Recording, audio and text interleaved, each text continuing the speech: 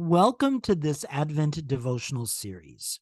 I am Reverend Lester Spees, and I have the privilege of serving as pastor at Memorial Lutheran Church in Glendale, Wisconsin. During this Advent season, I will be reflecting on some tough questions that come from Scripture and on some sacred spaces that have helped me to respond to those tough questions. Thank you for joining me in this journey. Today's devotion is for Saturday, December 16th, 2023. And the tough question comes from 1 Corinthians chapter 12, verse 17. If the whole body were an eye, where would the hearing be? If the whole body were hearing, where would the sense of smell be? I hated physical education or PE classes as a kid.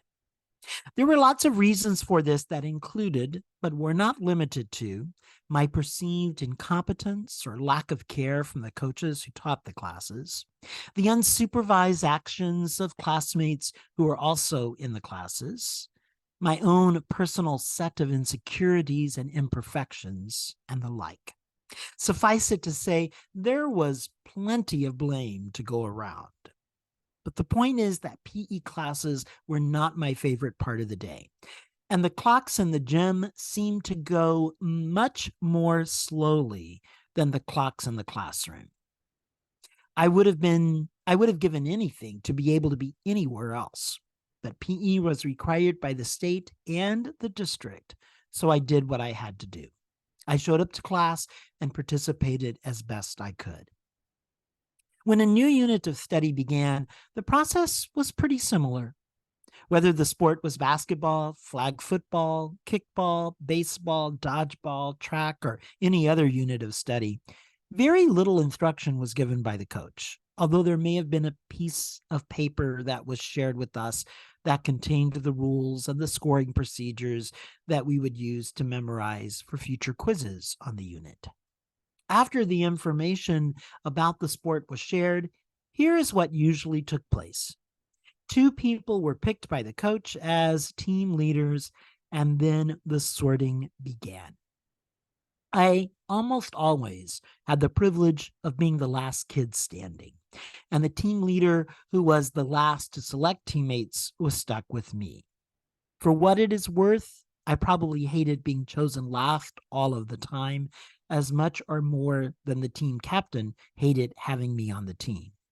In case I forgot to mention it already, I hated PE classes as a kid. One of the units of study was volleyball. And when that unit came up, the process was just like every other sport.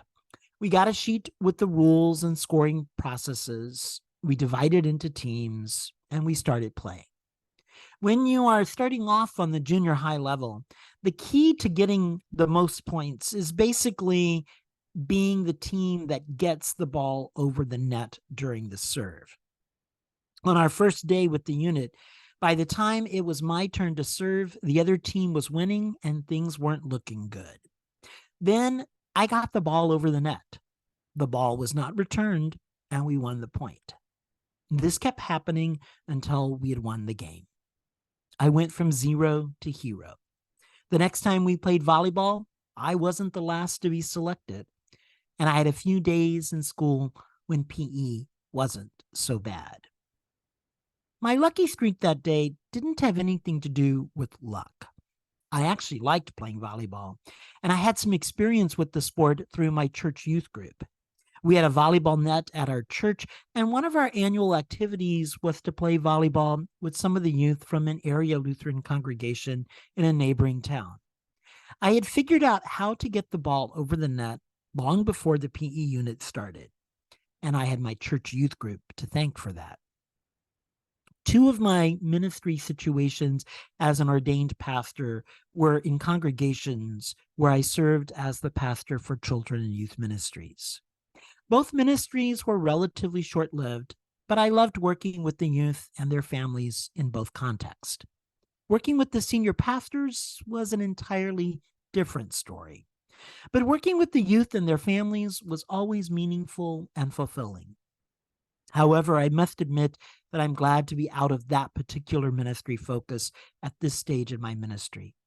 I read articles about how the youth of today are looking for different kinds of things than what I needed as a youth, or what I probably provided to youth in past congregations.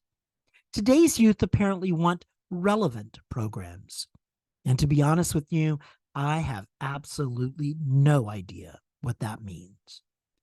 My hope is that the youth that I did serve found me to be someone who provided them with the spirit of welcome and support in their faith journey. I know that the youth provided that for me, so I hope that I reciprocated that. But I wasn't even, but I wouldn't even know where to start to provide relevant programs in today's context.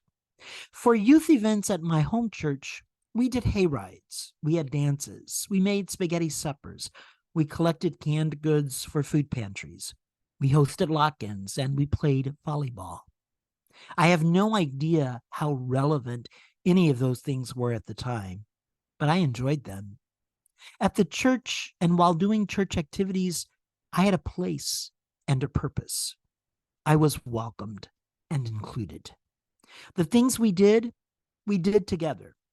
And even if I wasn't the best at something, I was allowed to participate with no judgment. In the process, I learned, I grew, I even gained some volleyball serving skills that helped me hate PE a little less than I would have otherwise. I think that is relevant. It certainly was for me. I knew I had a place in the community called the church. And because of the relationships that I built, the activities that I did, and the things that I learned, I found out that there might also be a place for me in spaces outside of the church. Spaces like a volleyball court,